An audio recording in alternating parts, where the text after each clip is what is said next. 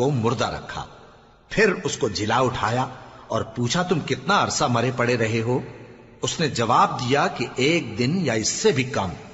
اللہ نے فرمایا نہیں بلکہ 100 برس مرے رہے ہو، اور اپنے کھانے پینے کی چیزوں کو دیکھو کہ اتنی مدت میں مطلق سڑی بسی نہیں، اور اپنے گدھے کو بھی دیکھو جو مرا پڑا ہے۔ غرض ان باتوں سے یہ ہے کہ ہم تم کو لوگوں کے لیے اپنی قدرت کی نشانی بنائیں، اور ہاں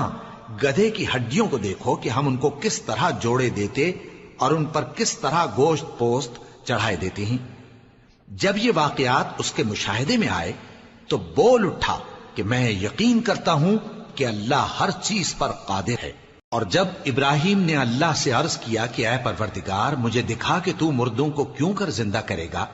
اللہ نے فرمایا کیا تم نے اس بات کا یقین نہیں کیا؟ انہوں نے کہا کیوں نہیں، لیکن میں دیکھنا اس لیے چاہتا ہوں کہ میرا دل اطمینان کامل حاصل کر لے۔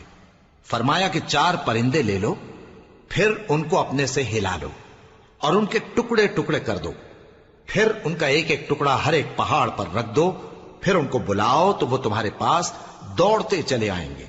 اور جان رکھو کہ اللہ غالب ہے، صاحب حکمت ہے۔ جو لوگ اپنا مال اللہ کی راہ میں خرچ کرتے ہیں ان کے مال کی مثال اس دانے کی سی ہے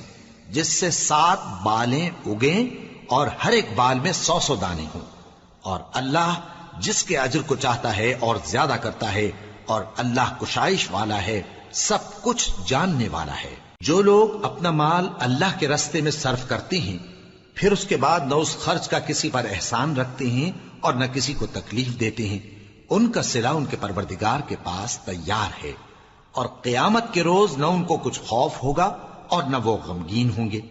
جس خیرات کے دینے کے بعد لینے والے کو ایذا دی جائے اس سے تو نرم بات کہہ دینی اور درگزر کرنا بہتر ہے،